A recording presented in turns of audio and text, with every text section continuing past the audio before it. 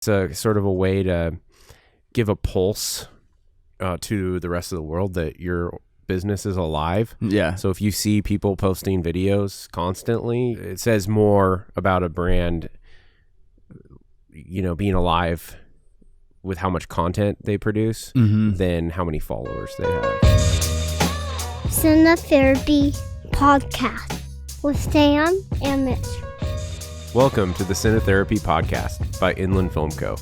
I'm Mitch Williams, joined by Sam McGhee. This is episode 9. In this installment, we were joined by Corbin Mendenhall, host of the Amalgam Podcast, a podcast focused on creatives and entrepreneurs.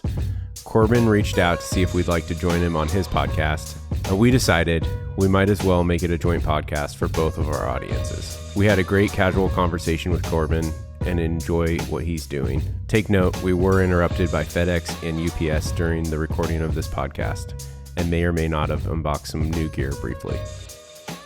Yeah, it looks like we're recording. This does feel a little weird.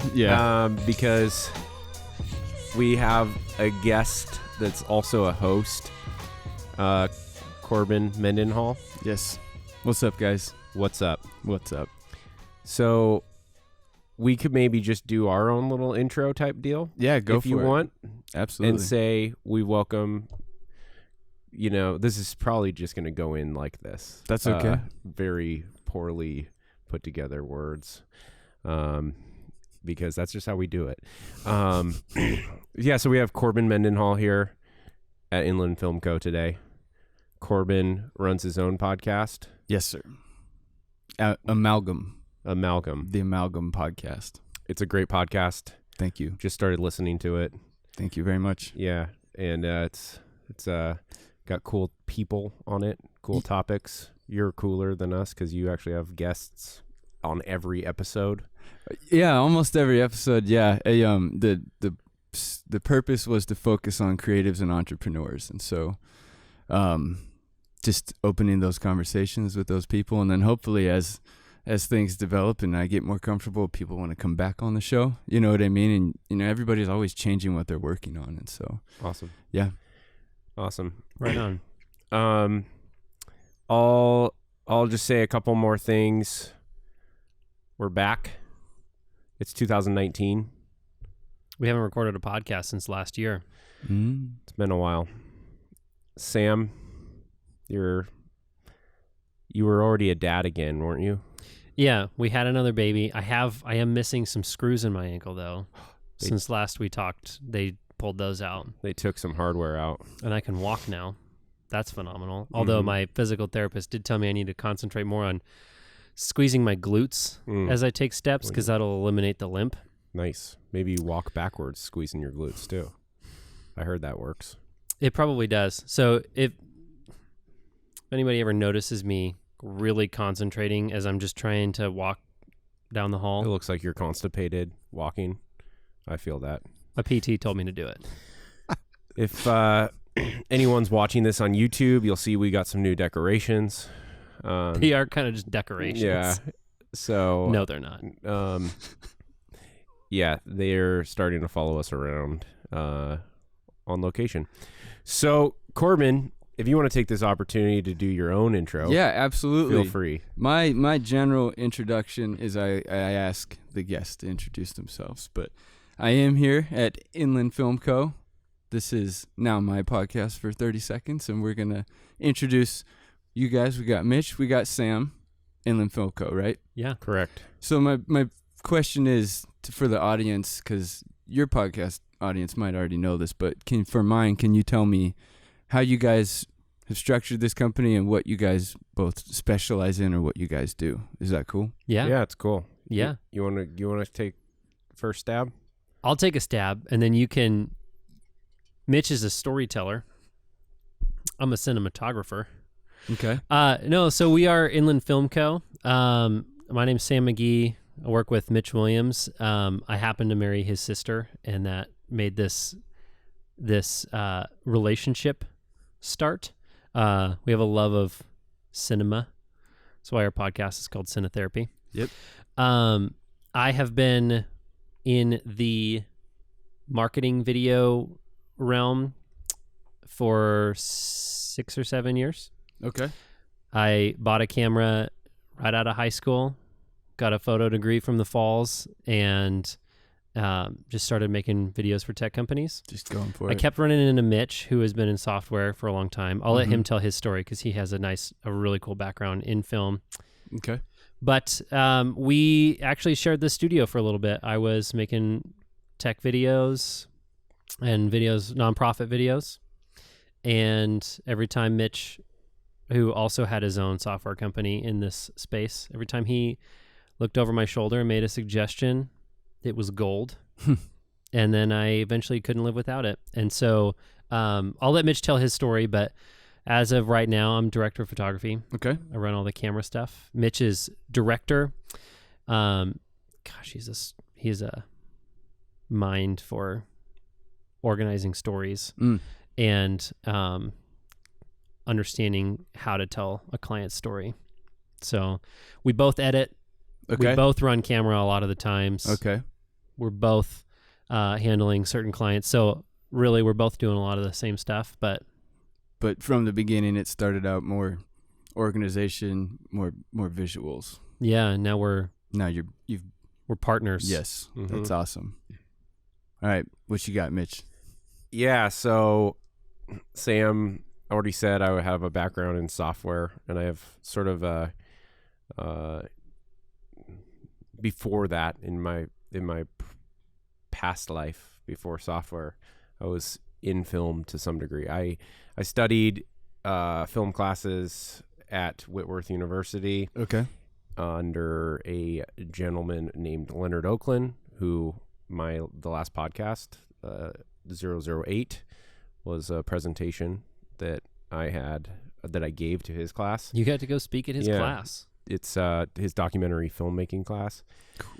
And I studied independent screenwriting, history of film, I think some avant-garde film classes, history of American film or American cinema.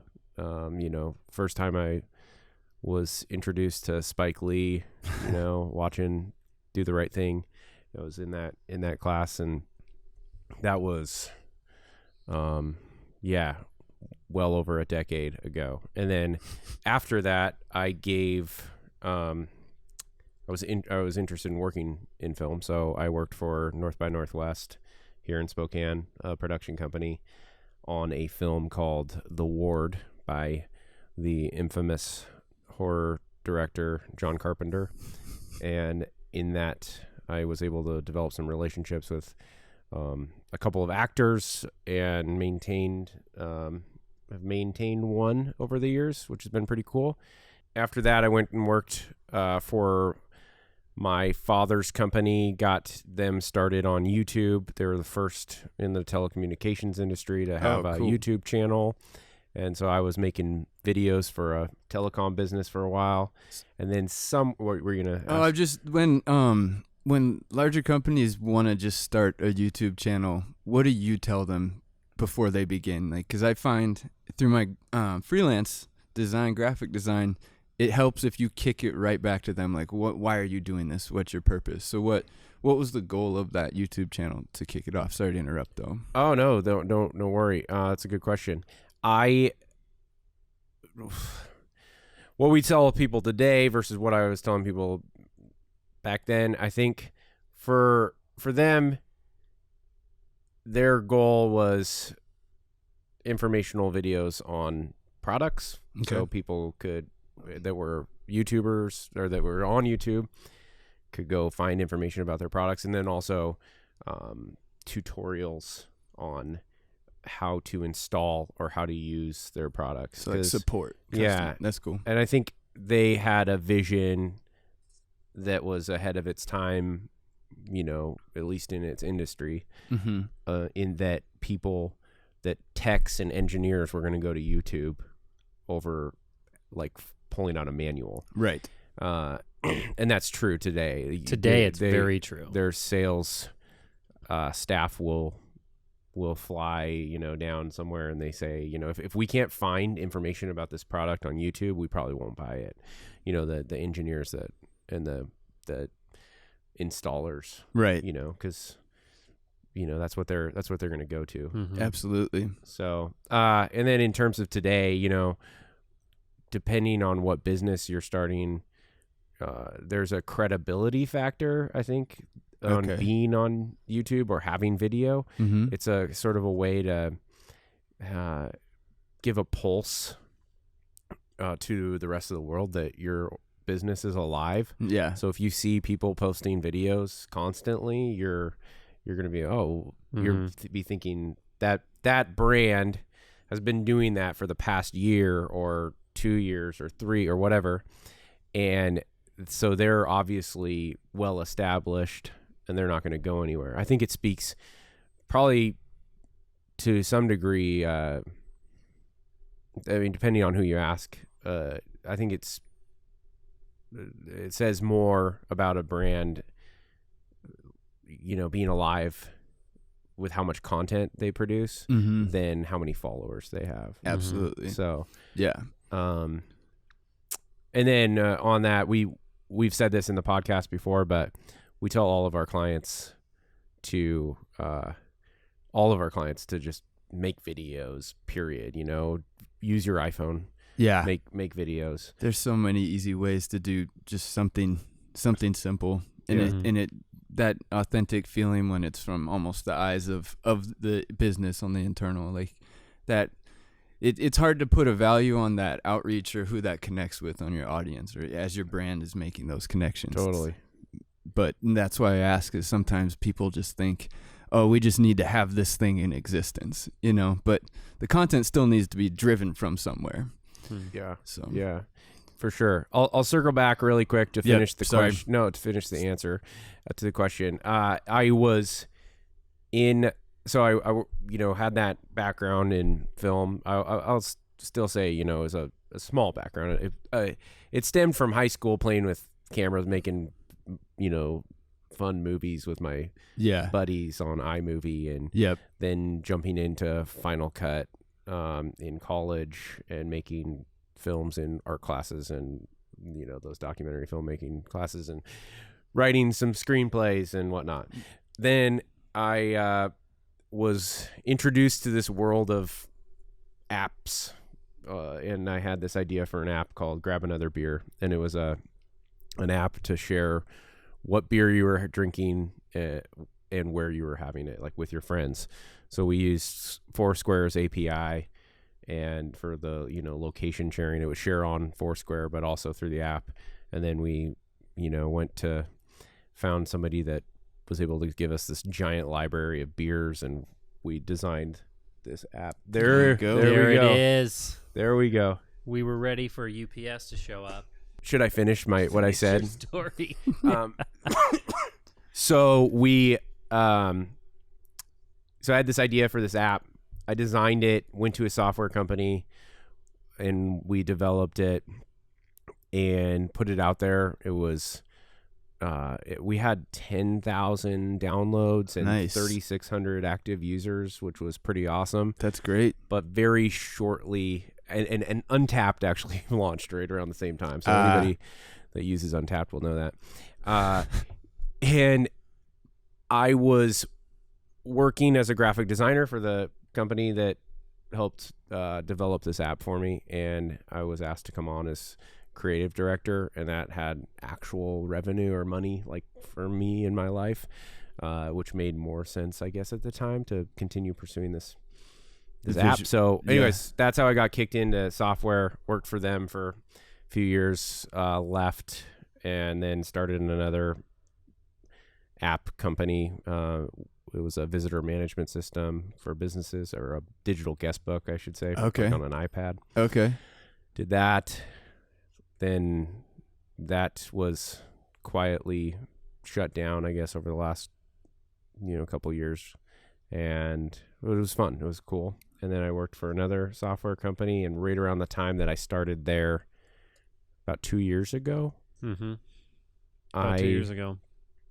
Sam and I had been talking, because we had been working across from each other for a while in this studio, and because I was considering starting another software company, but I was really like kind of down about it. I didn't have this passion to do it. I was more interested in what he was doing. And so I looked, a connection through church. Our man, Bob, another delivery. Oh, no. No, right? Oh, no. Yes. That's awesome. We don't get very far before another FedEx box shows up. Sam and I had been working in this studio. I was about to start another software company. Didn't have that passion. I was more interested in what he was doing.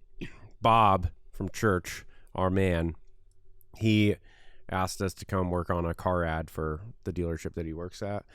And he assumed that we worked together. Yeah, for some reason he assumed we worked together. So we came up with this concept and this idea, and we went and shot it. It was really funny. It was fun. And it was originally only going to be posted on social media. Okay. They weren't going to spend any money on TV that month. And they liked it so much that they ended up posting it on TV, or posting it on TV. Why not just the lump it in world there? we live in? Yeah. It's a post. Yeah. So no, they ended up trafficking it on TV. So that was neat. And right around that time, Sam and I had we knew we were going to work together someday. And so it was kind of a matter of discussing internally in our households with our wives on how we were going to, do that, because there's a risk involved, joining and creating a new business. And it's a matter of, when there are two mouths to feed, we got to make sure we do this the right way, and that we can support two people, and, you can't live off of the revenue of one person that it was prior to one person. And so we've done it. We're here we are. Inland Film Co. started October. I should say unofficially started October of 2017, and then officially. We had started the LLC a while before that, and added the DBA, Inland Film Co. on that date. Yeah, and started rolling after listening to a lot of Gary Vaynerchuk and getting super excited, getting super and pumped. motivated. Yeah, he does that. Yeah, for sure. We've talked about that on other podcasts. We don't need to go there. It's good stuff. Gary V. Yeah. Enough said, right? Yeah. Do you want to open this really quick? Are you cool with that, Yeah, Corbin? I want to. Are you I need sure? to know what's inside. We gotta look at this. I think I can just tear it, Sam. I know using a knife is fun, but I also don't want to. That's the thing I love about your guys' podcast is listening to the gear. I told you guys before we started, but that's Cinetherapy and the tech talk. Talking shop. Yeah, I love it. It's funny. Sam's mom says, "Yeah, I listened to your podcast. I don't know what you guys are saying, but I still listen." Absolutely. That literally, I did the follow-up segment where I can have old guests come back on the show, and Jonathan, who I was talking about earlier, the musician, me and him, we like to talk computers, and what our plans are for the next purchase. And a couple of people, we got to that point in the podcast and we're kind of like, yeah, I don't really, that wasn't for me. It's like, yeah, probably not. Me. But, I'll do it again. Not so much. That's funny. Yeah. Cause you really are diving into another realm. Like we were talking about lights or camera. I mean, every little avenue has a whole technical side to learn. And so, it's really easy to get kind of like familiar there and then talk like everybody else is. But then my wife has to remind me all the time, like you can't, like what you just said or what you just texted them doesn't make sense to anybody. You have to break that down a little bit. It's like, oh, all right. Okay. I like that. Wives will do that. Yeah. The reining in. The reining in. Yeah. I was just having a conversation with a coworker of mine, and I'm 32 in May. I think we're all about the same age. Yeah. And so now everything's kind of like, the proof is kind of in the pudding at this point. Like you've either been figuring it out and working hard and you have something to show for it, or you haven't. And that gives you a lot of confidence as a young man or young adult, if we're still that. And then also I think being in a relationship is equally as important as just living experientially. But you have somebody all the time who's just pumping your brakes, just taking you back one step, you know? Because we get ingrained in the way we act and talk to people and stuff. And if you're not, you know, being told once in a while that that's not okay, then I think you're gonna struggle, you know. So relationships are good. I'm a dreamer. I kind of live 5-10 years out mentally. Nice. And I kind of operate as if I'm 10 years out. And my wife loves that about me, but she wants to be in that 10 years out, but she also knows that I won't get anything done now if I'm living there mentally. So she has to remind me every day, that's great, we're going to get there. Today, we got to pay these bills, and you need to finish this project. Got it? Okay, cool. Yep. Thank you. Yep. I need that. And then I come in here, and my wife's brother has the same kind of he likes living in that 10 years out, but today we got to finish these projects first. We need to look at what's on the wall. Yeah. On the window. Okay.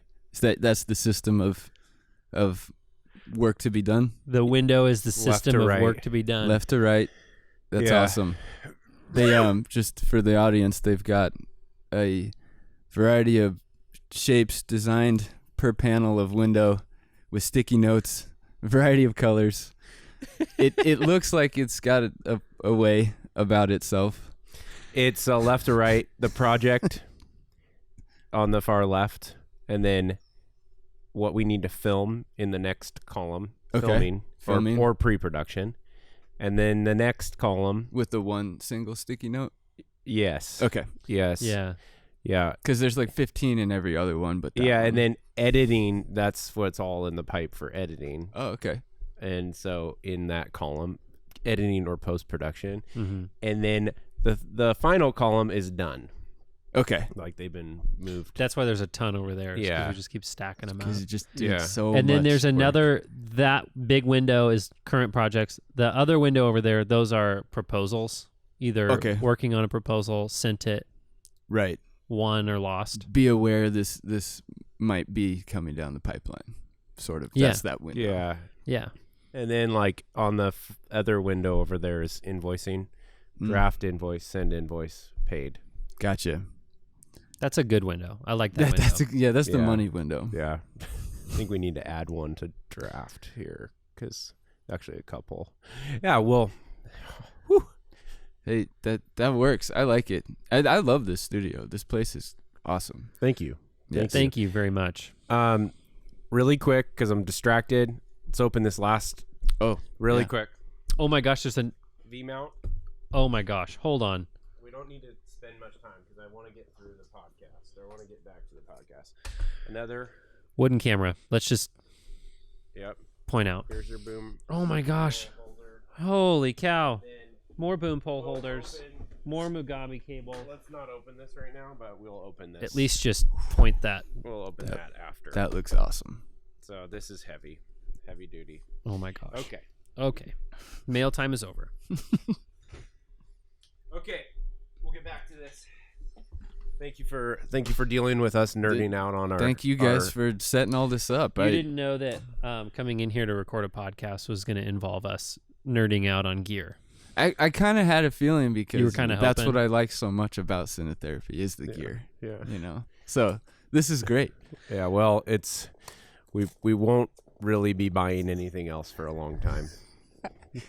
That's what I said when I bought the Zoom and the new mics. It's like, okay, the investment's done. I'm good to go for a while. Yeah. I'm good to go for a while. And then already it's kind of like, well, there's like another 150, 200 I could probably come up with that would be just fine to add. We could use it. I could use it, I mean. That's awesome. Yeah.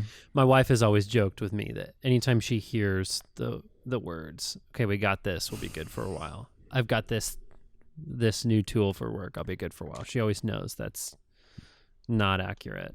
But I've tried to stick to that. We have been pretty minimalistic in the kind of gear that we are working with. And this was just like a big little upgrade. It's good. Okay. Yeah. Mail time's over. Mail time's over. Okay, so here we are at the studio. Gave you a little bit of history for our audience. Yep. Why did you start Amalgam, the podcast? Okay. Or the Amalgam Podcast, and what makes you so passionate and interested in creatives and entrepreneurship? Okay. That's a great question. I'm from Bellingham, Washington, and it's a pretty artsy community. So growing up, always had an art class with a really passionate art teacher. And so I had an affinity towards art, which made me be surrounded by people who were incredibly artistic. Like, I consider myself artistic, and then there's really, really artistic people, right? That are just, they can paint, they can draw, it's photorealistic, it's just insane. And so friends would have artists for parents, or they would be artists themselves, and it's just that's kind of where I got the like, I love the understanding a general sense of a lot of topics instead of like being a specialist. I love learning about every type of medium or every type of perspective from an artist. So art's always been there. And I've had graduated from WSU, and I wanted to do my own sort of like branded t-shirts and designs. And I realized pretty quickly that the software I was learning to use was not what I needed. I needed to be moving towards Illustrator and understanding vector art. So kicked off Adobe subscription and thought the best way to learn and to pay for this is to be able to get somebody else to give me the project, and then hopefully they'll pay me. And that started a few years ago, back in 2014, and it really quickly just spun into like, oh, now you're going to dabble in video. Oh, now you're dabbling in web design, or even a little bit of like front end development, like barely scratching the surface. And I was getting familiar with a bunch of different stuff in Adobe to the point where I kind of wanted to like find one and go for it, which was After Effects. And so I took a break from freelance for like a year or so in like 2016, 2017. And when I was thinking about starting a new project, I thought I had the experience with audio and live mixing, and just thought, no one's really doing a podcast around my area or the people that I know or my friends back home. Like, maybe I'll try that. I'll learn something new. I'll learn how to deal with audio, how to produce an episode, create an engaging interview, and hopefully learn a bunch of the back ends, running that. So audition, and then there's a blog post for each episode. So learning to structure some sort of written form, that was one of the goals. And then it started off with like a very general sense of like, I didn't have a purpose, right? And my brother-in-law actually was the one who gave me the idea, like, well, dude, you can't just go in there open-ended. No one's going to want to listen to that. Like, you have to have some sort of direction. And I thought, well, I've been exposed to a lot of different entrepreneurs throughout the freelance stuff, and I've always been around a lot of creatives who are much more creative than me. What if we just, that's the reason, that's the reason we're getting together to have the conversation. And then from there, it goes where it goes. So that's like the most long-winded way I could tell it, but that's really it all starts from wanting to learn something new myself that I either wasn't getting out of my job, or it was just something I thought that I would really enjoy doing. And so cool. That's really cool. It's been, I now what I'm doing now with the podcast, I get to do it all. I get to do all the graphics. I get to do the little motion graphics for previews, blog posts, picking guests. I mean, the 100% creative freedom, which I'm sure you guys can appreciate, can help you learn some new things and also take risks. But I mean, why. The aesthetics of your website, your design for the podcast cover art, and it all looks super clean and professional. Thanks, man. Thank you. Yeah, it's it's really cool. Thank you. It's cool that it's happening here in our hometown. Actually, kind of impromptu question I have for you guys. As you structure your episodes, do you how often do you guys like to sort of ad-lib and get off track? I mean, I'm sure you come in with somewhat of a plan, but we always get off track. We always get off track, and Mitch is really good about coming up with like a general topic. Well, he'll usually come up with a few bullet points that we might get to. Okay. I have a podcast format document. Yeah. Nice. Yeah. And so I try to follow format when I say in terms of like directing the episode. Yeah. I like that, by the way. When we get off topic, I'll allow it to go. Like, I don't want to say allow, like I'm the regulating body. But yeah, if I notice that it's just like we've gone on this tangent and this is more than likely going to be the reason people quit listening to the episode. Yeah. I'll circle back and I'll say next on the docket we have, or I'll just say, so I wanted to ask this, or and we do make a lot. We make a lot of cuts. Yeah. When we edit, and for us, that's mostly because we will go down one of those tangents a really long ways, and then as I'm listening to it, I'm thinking, I don't know why I kept going on and on about that. There's a good end to the sentence. We'll cut it there. Mitch is really good at if we're filming an interview.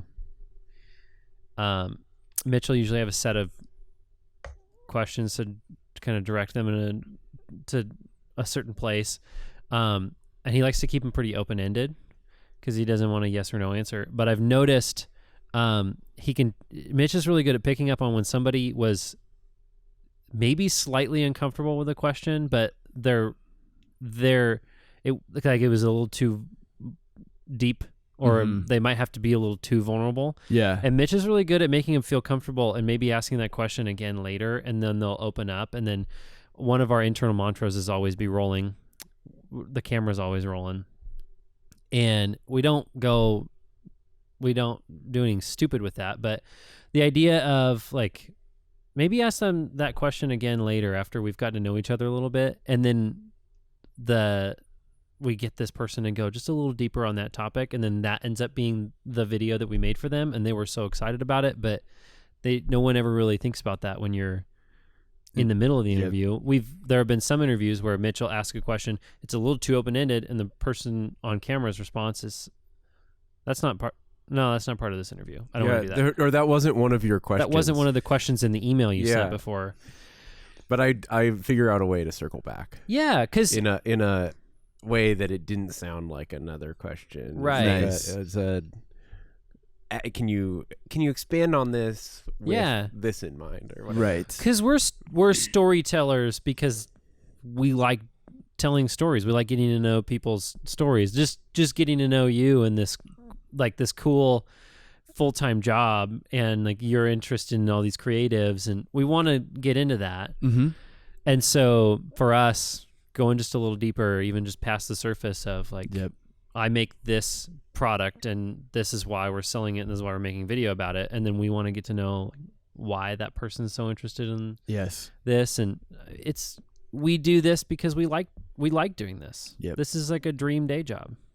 Oh, absolutely. I'm very jealous of you guys. This would be a dream. I'm just joking. For my employer, I'm joking. For my employer. Yeah, exactly. That's it always is kind of funny though, thinking about like who's going to listen to this, like who will stumble across this, and cuz it's probably not your closest people. Like my wife probably isn't listening to this, but maybe not even some of my closest friends, but that's kind of something I've tried to learn, is be accessible in a unique but general way, I guess, because this isn't for my family. This isn't for those people. This is for the audience I've yet to identify, you know? Yeah. Well, I'll say it, anybody listening on our end, if you're looking for some more stuff to listen to on the train or in your car for a commute, the Amalgam Podcast has some gold in it. So thank you. Yeah. Yeah, and So- I've truly, I'm not saying this just because I wanted to get you guys interviewed, but I do really, really enjoy Cinetherapy too, and I Appreciate that. Yeah, if- thank you. if any interest in film at all, check it out for sure. Cool. Neat. Thank you. Yeah, absolutely. Well, I'll take a question then. I think you guys started to talk about this a little bit on one of the most recent episodes I listened to, but starting projects and initiating your workflow, what from like a software end, how does that go, and what do you guys use when you create a project? Like, let's say we were gonna film an ad for me and my new business, but you guys are gonna hit. I know you guys use Premiere Pro for most of everything, but what else do you guys use? So, flow, do you want to start with pre-production, production, and then post-production? Sure. Pre-production, it's that initial client relationship. It's coming up with an understanding of what they want, and what kind of story they're trying to tell. And so usually we don't have a formal questionnaire, but I usually ask, a set of questions that I know I'm going to want to hit on. And then prior to filming, Sam and I have some sort of shot list in place for B-roll, like through digging with the client or through them just telling us something about whatever story we're going to tell. Let's say like the arc. They'll tell us a little bit about the person that we're about to film prior to filming, so we know kind of like what we're going to want to get. Or if it's multiple days of a shoot, we hear this for the arc. We hear this girl that we did a documentary short on talk about her dog. So it's like, okay, well, I'm going to want to get your dog. It's obviously a very important part of your story to you, and this kind of helped humanize this person outside of their work environment. Anyway, so we create this kind of shot list, all that, and then we go out and film. Okay. And then come in here, dump the footage. We do make a big point to organize the footage right away. And I want to interrupt there. Adobe has what do they call it? Is it like Prelude or Preclude? There's a lot of Adobe products now that I don't ever pay attention to. It's kind of like that. I know it for a allows you long to time there rough was cut and organize. Bridge, but Yeah. Bridge I think probably morphed into a couple different versions of it. Yep. To help you organize files, and we don't use any of that. We just plug the card in, open up in Finder because we're on Mac. Yep. Not on anything else. Don't get us in trouble. Yeah, don't get computer political. We could get a little computer political. We'd be biased though. There's no one to defend Windows if we're not, if we go that way. Okay, we'll sit there.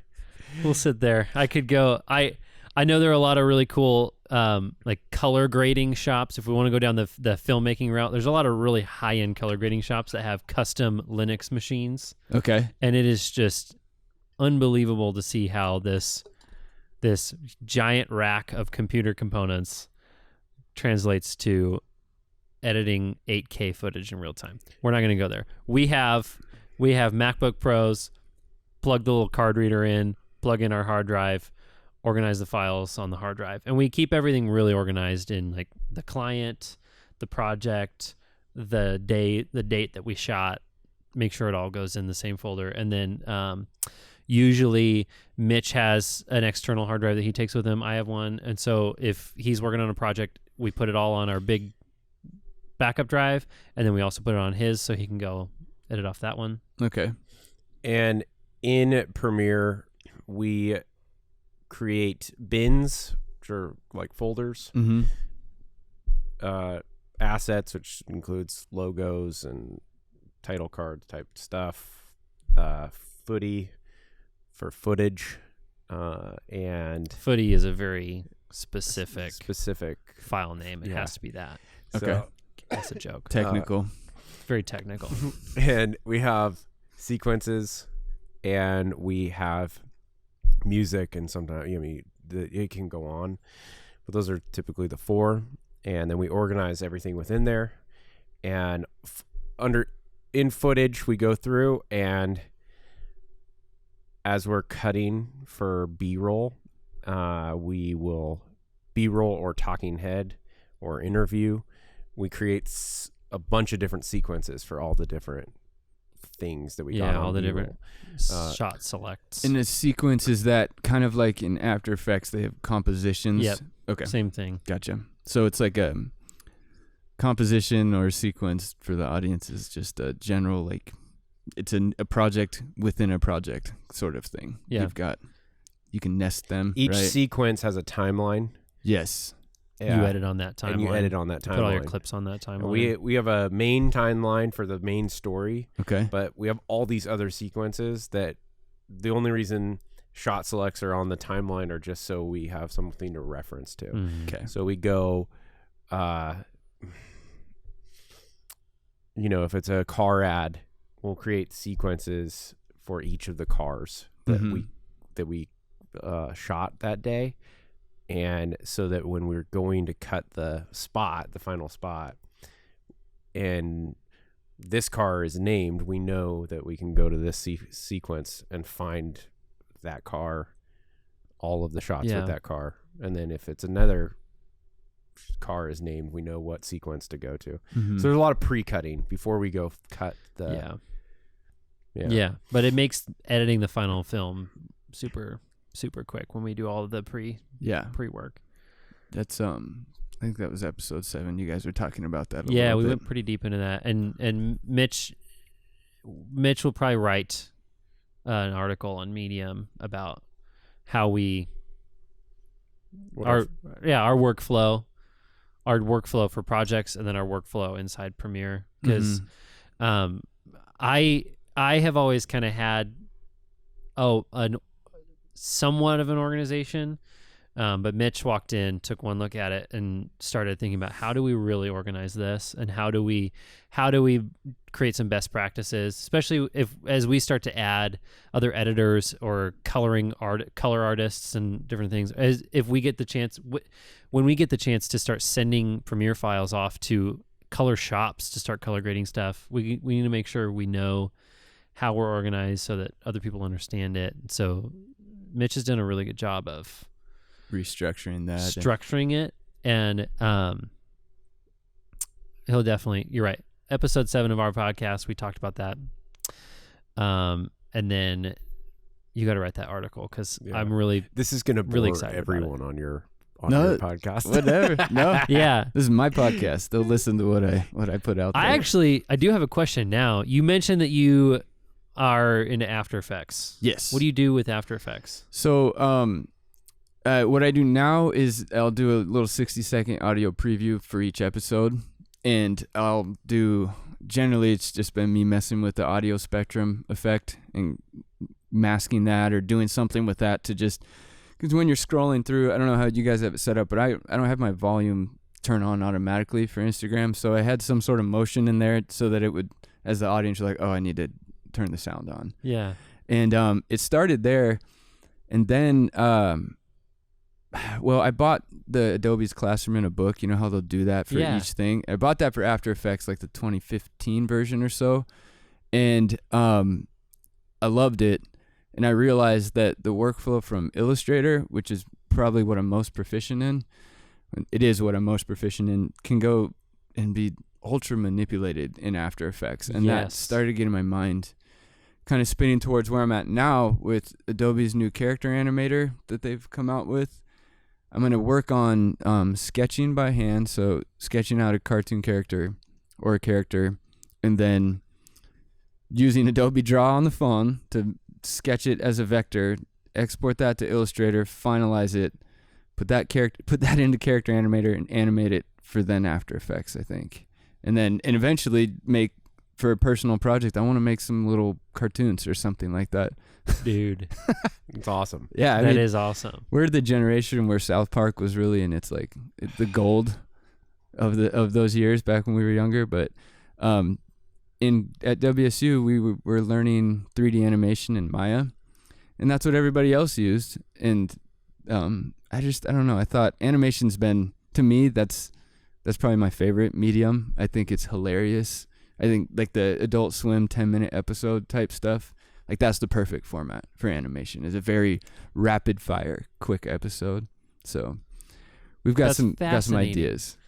It's awesome. Thanks. Yeah, that's awesome. I'm really excited because I just did it for a friend. He's got a YouTube channel called Telesplash Gaming, but he considers himself like a huge troll as far as making fun of people and bugging people, and so his his tagline is trolling and rolling. So we're gonna animate a little troll. We drew his face and his head and everything, and then did that whole workflow, and then dump it into character animator once the body's ready, and try and get some, him like choking people out or something. He's into jujitsu, so it's trolling and rolling and. Oh my gosh. It's good. Oh my gosh. It's those personal projects that you work the kinks out and you learn like, okay, I can do this from start to finish. And then you can really see where it goes after that.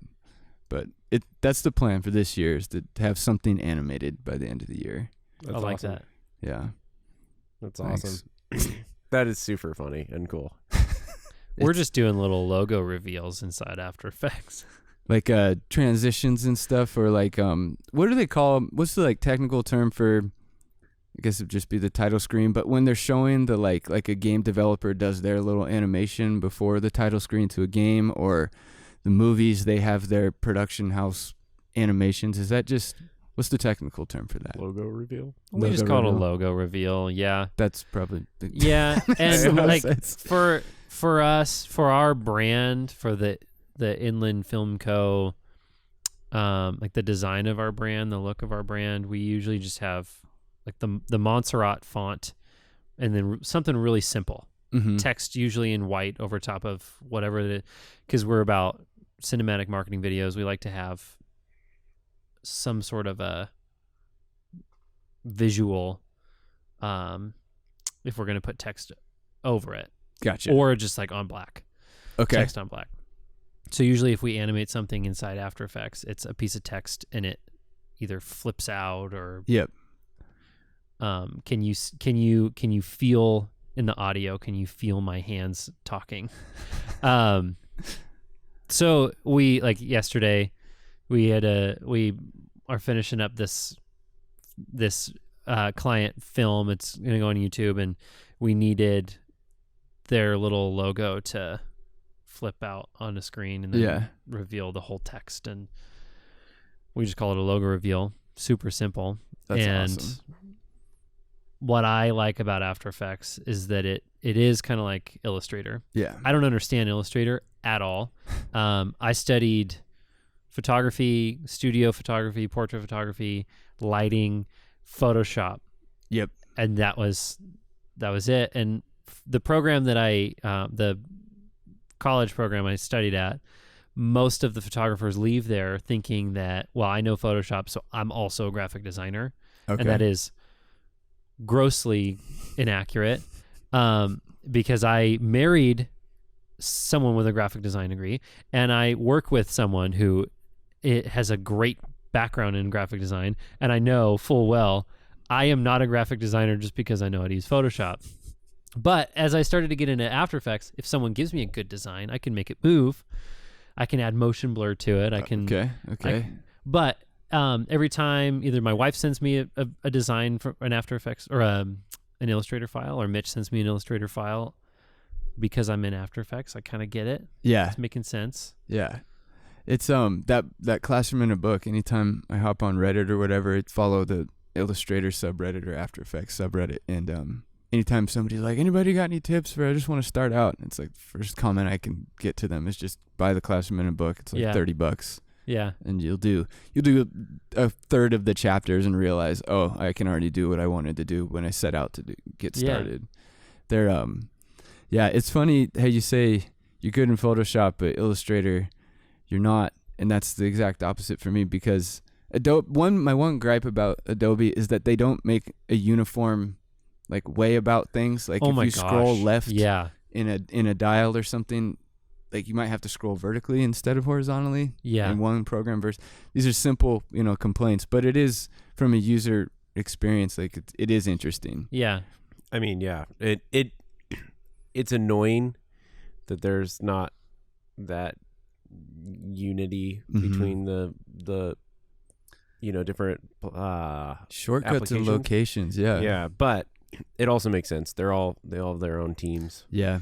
But they should be talking to each other more. I agree. Right. I think they're starting to, because we're starting to see a lot of crossover in each of the apps, or two apps will merge into one, or Right. like they're forming so many. If you have the Adobe Creative Cloud, Yeah. every time I have to go up and click on the little Creative Cloud icon just to make sure that my Premiere is up to date, there's more and more and more apps in there that they keep putting out. So It is they're starting to impressive. talk more, each Yeah. of the teams. The Adobe XD, that user interface design thing, I hope they keep pushing that, because that's pretty sweet. You can, I don't know if you guys have used it, but you can send a link out to the team or the client or whoever, and they have a live, like, active interface that they can run through and check out, and you map it all out. You can link, you can do animations. You literally can design the app without a lick of code, and then send that off to get approval of, like, is this the workflow you want? Is this the location? Is this that? Huh. And they're like a couple of steps away from, like, you could just market that thing as literally a hyperlink, and you're designing people apps. You know what I mean? Wow. But yeah, they keep pushing new stuff. And then they take stuff away too. Like that didn't really work out. There's no audience or no market for that. And thank God they finally killed Flash. So That's tell me the history of Flash. Why kill Flash? because Flash sucks. Okay. It's awful. You have to have a plug-in. It doesn't run on so many different people's. No browser was ever up to date with the latest Flash plugin. It was just an absurd way to get things Okay. to people. So, Yeah, that makes sense. but the Flash days, Flash gaming and Right. Flash ads. I mean, there was a hot day where like it had its place in history online. It needed to be there for the time being, but when people started figuring out how to do everything through HTML, HTML5 and whatnot, Mm-hmm. that's when it could go away now. it could go away. Yeah. And I'm not speaking from any technical standpoint. I'm not a software engineer, so I just Yeah. They you got to be careful around software engineers. I work with one, and I've learned to, respect this, like in any job. Like, don't say, oh, that would be easy to do. Like in the graphic design world, just Photoshop it. You know what I mean? yeah. Or like, oh, you could just add that Fix it in functionality. post. Or, well, this is something that we could just do on an iPhone. Okay, yeah, then do it on an Do iPhone. it on an iPhone. Because, if you don't like our budget for how we would do it, then, and you think it'd be done on an iPhone, it probably can, and you probably should just go that route. I got a question for you guys. What is a daily, and where does that come from? What's that? Ooh, the Daily Reel. The Daily Reel. Episode 001 of the Cinetherapy podcast. We, you want me to run with this? Yeah, I'm going to let you run with it because it was all your idea. I thought you were nuts. So you go for it. So we'll start with in the filmmaking world, a daily. Yes. The dailies are the shots that you collected from a single day. Okay. And in the film world, someone will go, the editor or a DIT, anyways, the editor for sure. There's a data something manager Yeah. on set who you literally just Give them a keep handing drive. them drives or cards from the cameras, and they're just They're going downloading and and dumping, organizing. Yeah, and organizing and backing up. At the end of the day, the director keeps filming throughout the day. Well, someone is taking all of that footage and putting it on a timeline, cutting the shot for each of their, each of the shots that they're collecting throughout that day, putting them on a timeline, potentially oftentimes adding a grade just to reference, like, this is kind of what we think it'll look like, a color grade. And they, that night, director goes back to their hotel room, and while they're eating dinner, they're reviewing the dailies. So they put it up on the screen and they watch the dailies. And then if they see, they'll usually keep note of the shots that they liked. And then if they see a whole sequence of shots that they didn't like everything, they'll add that to the list of, like, we need to reshoot this. Mm-hmm. And then on a free day, they'll go, which nobody wants to reshoot anything because it costs money. So I'll start with the history of what a daily is. But Gary V, as we were talking about earlier, Gary V, he's back. He had, I think his name's Nicholas Morales. I've said it on the podcast before.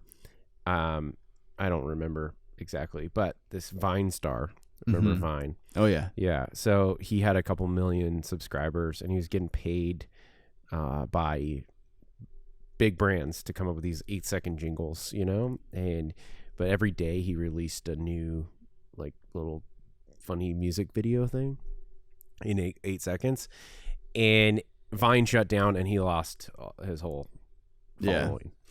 And Gary Vaynerchuk, he was on his podcast, and Gary Vaynerchuk told him, I am challenging you to release a new song every single day for the next year. And he said, do you have a bunch of songs? He's like, yeah, I have over 100 songs, ready to go or whatever. And he's like, every single day you need to post a new song and share it on all the platforms. And he basically saying, you will see results, that you'll either get noticed by somebody, or your following will continue to grow, where your audience, where, you're worth more for advertisers and all that kind of stuff. Anyways. And he was hesitant to sign up for that idea. And Gary Vaynerchuk told him, he said, I will literally never talk to you again if you don't do this. And I don't know if he ever went and did that. I didn't follow up but to see if he actually started posting a song every day. It was just that podcast. I was listening to it, and it was right around the same time that I was leaving my other job to come start and do Inland with Sam. And anyways, we made our film reel, December 2017, and posted it, and we're really proud of it. It had a great reception. We landed a couple clients out the gate because of it, and it was a lot of fun. And so I was like, we need to keep up this idea of doing things for us, for our own marketing purposes, and also for our own creative juices to be flowing and whatever. And that podcast had stuck with me. And so I texted Sam one night. I had cut together the first daily reel, and I sent it to him, and I was like, #daily reel. We're going to post these every single day. And Sam goes, yeah, I think we have enough footage. I think we have enough footage for another week. To make one next week. And I go, no, we're going to post another one the next day because it's a daily reel. And then it clicked. He thought I was crazy. I need to answer this. Yes. Sorry. That's okay. I thought he was crazy because it's kind of like when I decided I was going to add a blog post for each episode, it's kind of like, well, that's, my buddy told me, that's just more work, and it's like, yeah, but I'll learn something. And now I'm kind of like, sometimes they're a little hard to, it started out with the podcast, I could just blog about what I'm learning and how things are going. And now as you kind of get more comfortable, it's hard to continue to be like, and I learned this thing. It's kind of like, I learned it, I took note of it, and now I'm going to do something different next time, and that's really good. But posting every day is really, it's really hard sometimes. The idea is that we have a bunch of them ready to go and we have a backlog, so all we have to do is just click post or get them all scheduled. We post on YouTube, Facebook, Instagram, and Twitter. And so for the most part, Facebook and YouTube can be scheduled. Instagram and Twitter are a little different. We have to do those manually, but we've gotten to a point now where the dailies are kind of dailies.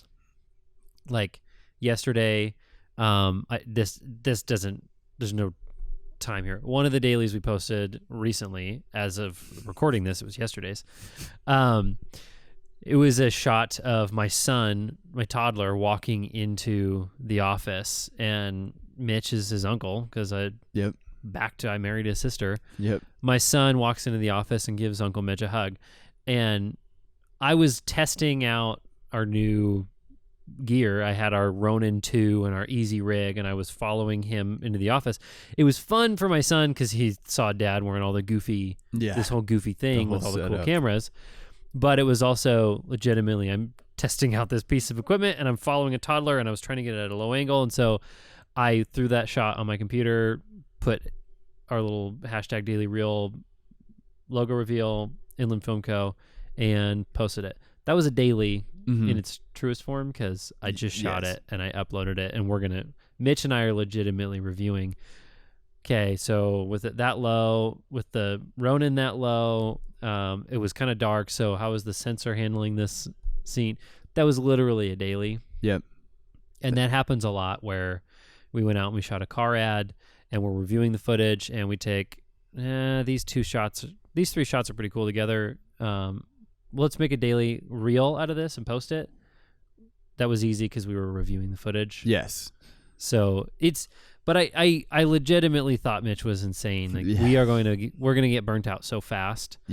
Sometimes we do get burnt out. Our wives get burnt out on us doing this because if we had a couple of long shoot days, we're going to end up also getting home and having to edit a daily that night. So like the last few days have been a lot of editing, and so we're able to at least export a daily while we're editing. But I did have to make a couple of dailies late last night, the night before, and I don't get to hang out with my wife. I'm at least paying attention and being there for family time. Mitch does the same thing. We're trying to get home and be part of the family, but then sometimes we got to make sure that we get a daily out. Open up the laptop again. Sorry, guys. That's okay. That's all right. We just talked bad about you while you were gone. Right on. It's no big deal. Right on. Thank you for being patient.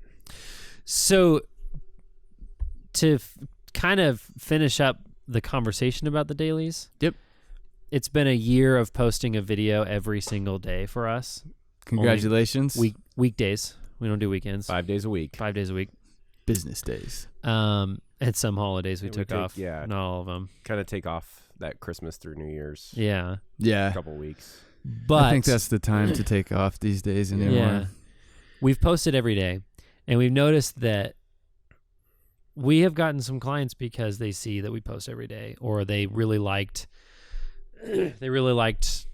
the raw nature of, like, a lot of times it's a daily can be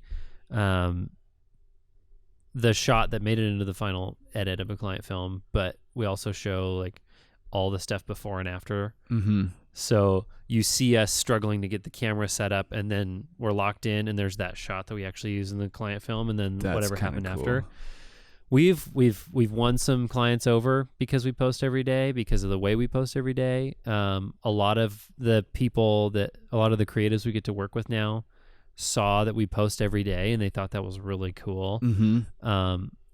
One of the guys, Cameron Hotchkiss, he was on the podcast.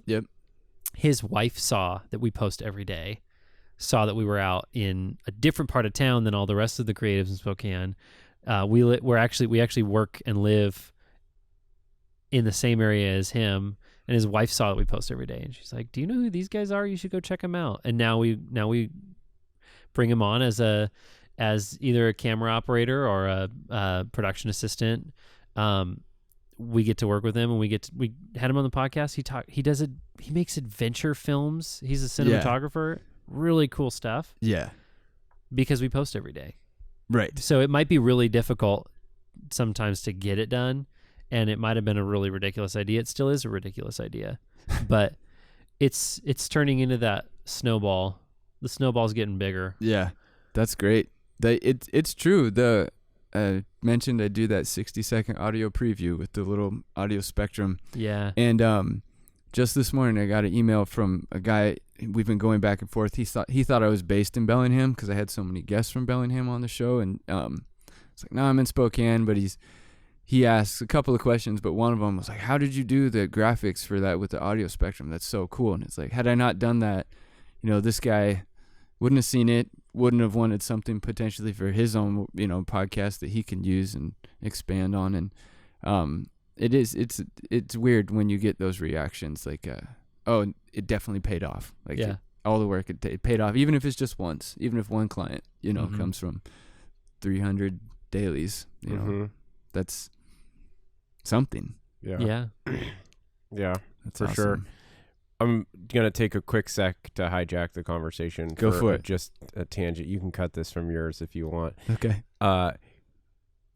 Next episode, 010, episode 10, we will discuss why we chose Ronin over Moby or Free Fly. Zach Trinka asked that for it to be on the next episode, and we're not going to talk about it today. Sorry, Zach.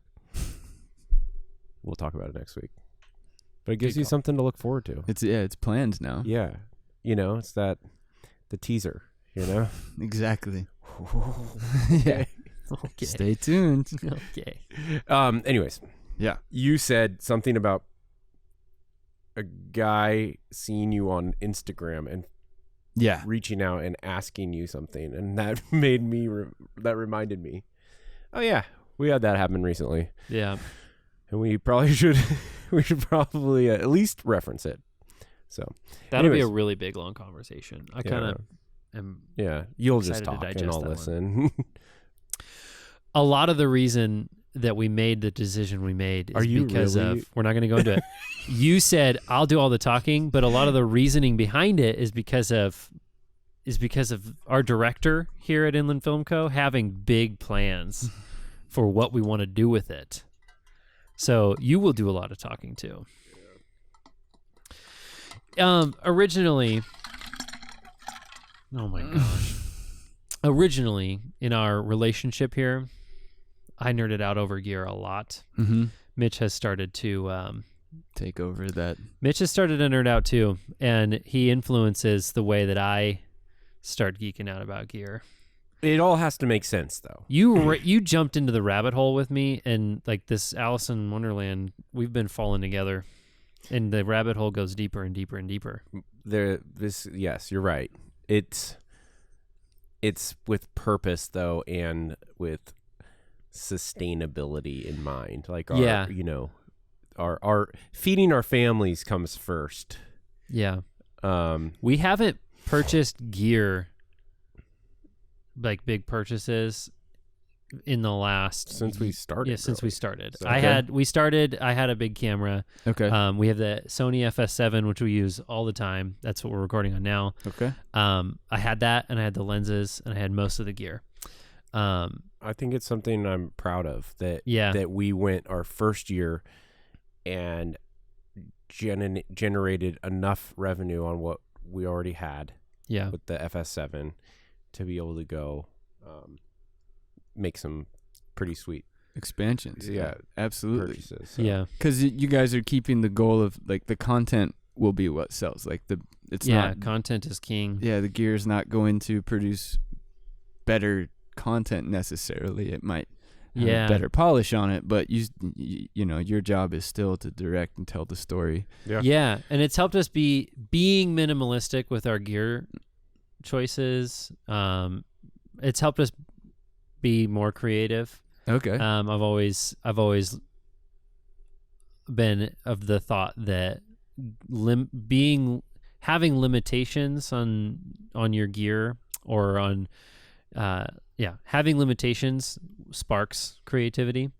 Well, I don't have that thing, so how do I get the same feeling? And then you come up with this crazy idea, and then it works, and then people are asking you how you did it. Yeah. So for our first year of business, we operated with one camera, a couple of lenses, and some lights, and then a couple of microphones. We both have a MacBook Pro, each of us. Yep. That's it. We don't have giant screens. We don't have giant reference monitor speakers. Right. Or like the trash can headphones. Mac Pro and all that. And we have found some really creative ways to make things look the way we want, sound the way we want. Mitch found, we heard someone talk about a certain kind of microphone. This is what you should use for recording audio indoors. Mitch had that microphone from recording music in high school. He had that microphone lying around. So we've been super minimalistic.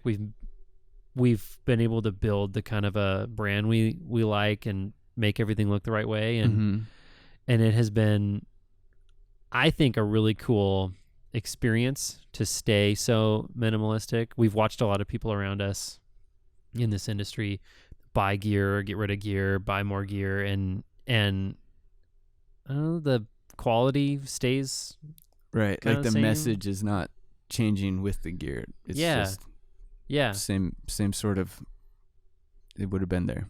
Yeah. So Mitch says buying gear with a purpose. We made some decisions to get a few new things because, all right, in the last year, what have we done? What would have made it easier? For the next year, what do we plan on doing? Okay, let's get these tools. Like phases. That's what the Zoom and the new SM58 mics were. Is like, okay, I put a year into it. I do enjoy doing this. There's some things coming up where I might need more than one microphone. Yeah. So, yeah. But a year's been done. Let's do a little bit more. And then, the goal, like you like to think 5-10 years ahead, like the phase 3 would be this, but that's a ways away. Yeah. Do work hard or work on perfecting what you're trying to do now.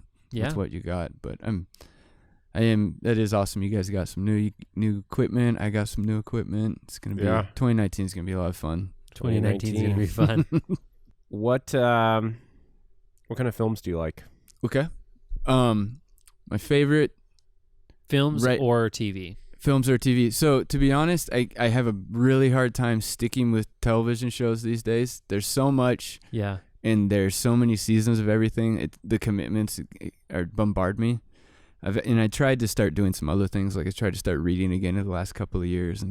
And so. Nice. But I love just movies. I'll wait and I'll still, pick a specific movie and hunt it down and find it. For example, a few years ago, no one was showing Sicario in the regular theaters. I had to go to Magic Lantern to see it.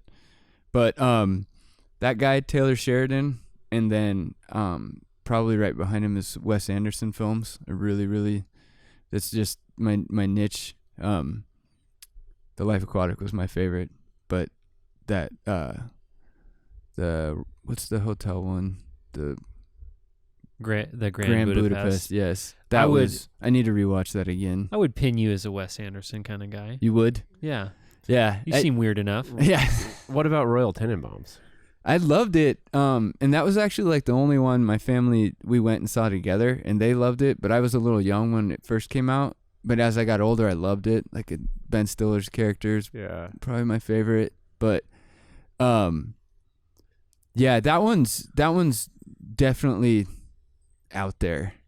But compared to like, I don't know, the Darjeeling Limited or Moonlight Kingdom, I'd go Life Aquatic and then probably Grand Budapest, then Royal Tenenbaums.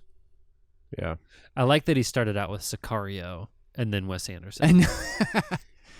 Well, Taylor Sheridan. So I've tried to get better about writers and the people who are like, it's really, I don't know. He's the writer. Yes. Yeah. And he wrote Wind River, that film on Netflix with Jeremy Renner. With Jeremy Renner. I haven't seen it. I've heard it's good. Really good. And then he also wrote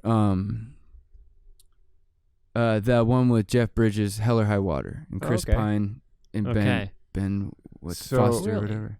Well, so he wrote all those at the same time. Yeah. But they obviously became produced at other times. You said Sicario and Taylor Sheridan, and I didn't know who the writer was. And I was thinking, it must be the writer because I know the director and DP for Sicario, Denis de Villanueva. I don't know. Oh yeah, Villanueva or something.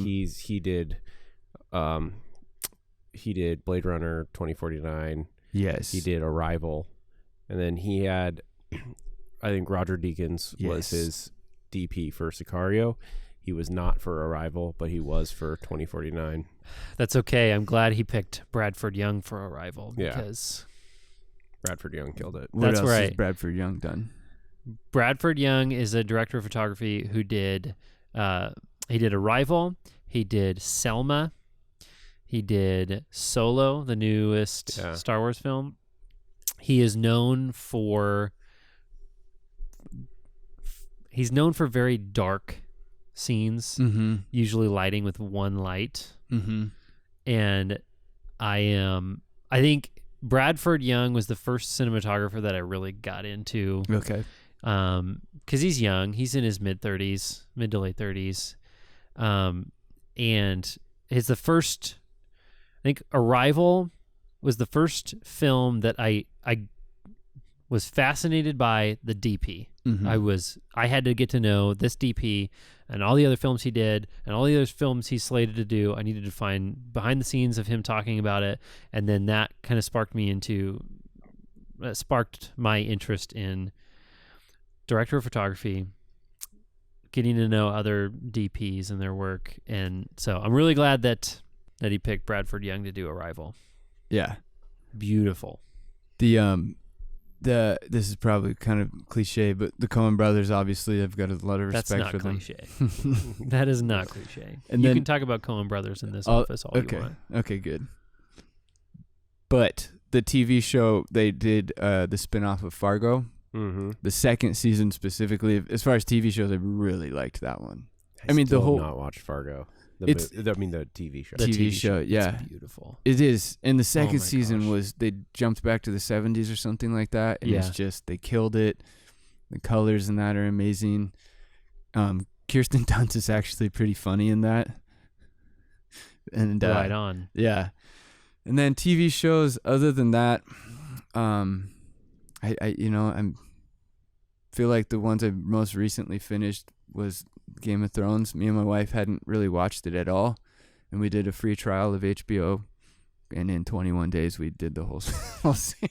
Oh my gosh! Yeah, and we have two little ones, so we hadn't, the days of Netflixing binges were well behind us, and now this was like we couldn't stop. You guys were up late.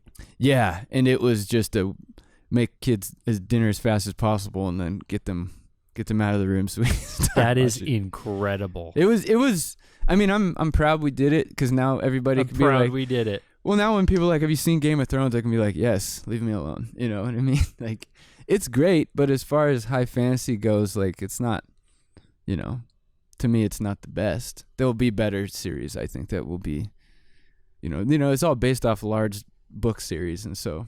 They're going to do Lord of the Rings. Lord of the Rings. Did you hear that? They're redoing them? So Amazon, a TV show. Amazon bought the rights from the Tolkien Foundation, New Line Cinema, and the publishing company bought the rights to do a TV series for $250 million. Well, that doesn't seem like. Does that? You guys tell me. Is that about the right price, or I mean, what did? That's a lot of money. That's a lot of money. Just rights. Just the rights. Okay, to just to produce the show, they imagine it's going to take $1 billion. They're going to spend $1 billion on a series.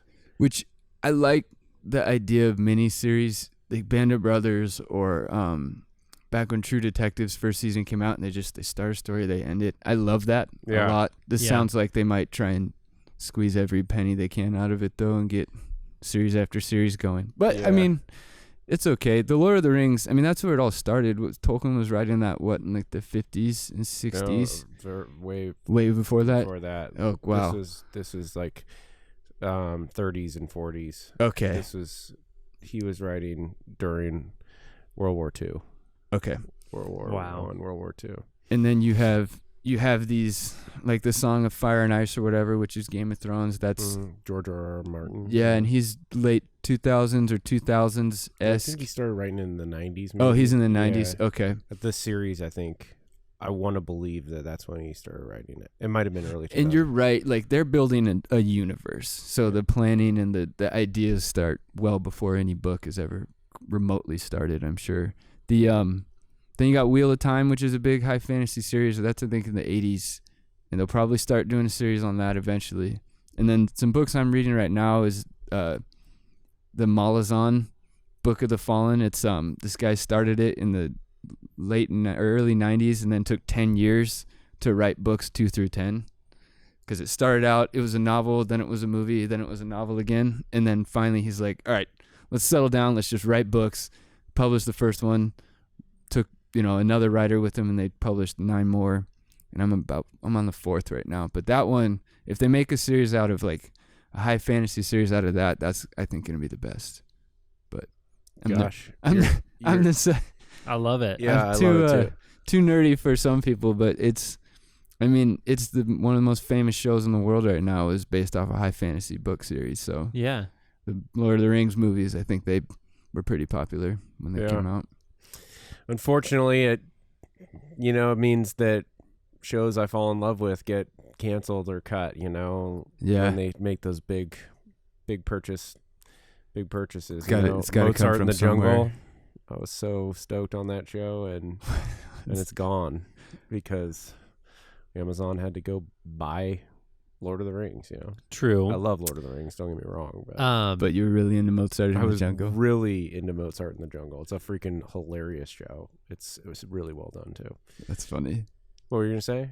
I was just going to say Game of Thrones gave HBO the confidence to greenlight one of my all-time favorite TV shows, which is Westworld, the first season, and only the first season. That should have been, like you said, a miniseries. It should have ended. Should have ended after first season, because first season is just beautiful. Yes. Second season, I liked some things, and I really didn't like other things, and I really don't care. If I tell someone to watch Westworld, I only tell them to watch season 1, because it's amazing. Yeah. But the only reason that HBO felt comfortable enough to greenlight that, the budget, the massive budget for that, the huge sets they had to build, because Game of Thrones was so successul, and they were pumping so much money into that, and because it was a great payoff, they gave, what is it? What's the Nolan? Jonathan Nolan. They gave him brother. gave him the green light to do his ridiculous, huge budget TV show, Westworld. Yeah, that's right. It's a Nolan connection with that show. I forgot. Yeah, they always have something to do with time. They always have something to do with time. Memento, yeah, and then The Dark Knight, time. Cool. We'll wrap it up. Okay. I'll wrap up for my episode a little bit. You guys, thank you so much for sharing the space, setting this up. You guys let me use all your equipment. You can hand over audio. I mean, I just have to show up and walk away with the podcast episode. It's pretty sweet. So thank you guys for showing me around and just making yourself available for this. This was a lot of fun. Heck yeah. You bet, man. Thank you. Yeah, everybody check out Cinetherapy, the podcast, and then also Inland Film Co. here in Liberty Lake. Yep. Yeah. #Daily Real. #Daily Real.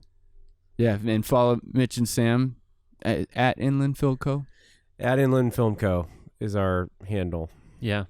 You can find all the other stuff on our at Inland Film Co. And it's at Inland Film Co. on Twitter, Instagram, Facebook, Inland Film Co. on YouTube. Nice. We post a lot on unified. YouTube. We have extra stuff that goes on YouTube. I need to follow you guys' channel. I've just this year started to get into YouTube a little bit more. Yeah, I've always used it for whatever, like how to change your brakes or something like that. But now it's more entertainment. Yeah, for sure. Yeah. That is, we foreshadowed to how YouTube would help. Exactly. you get away from the manual. Yep. And you just Proved it. Yeah. Perfect. Awesome. Thanks, Corbin. Yeah. Thank you. Thank you guys. Thank you for listening. The Cinetherapy podcast is produced by Inland Film Co. Special thanks to Corbin Mendenhall, host of the Amalgam Podcast, for joining us today. Go check out the Amalgam Podcast on iTunes or whatever your preferred podcasting platform is. Find links in the notes of today's podcast. And that's a wrap.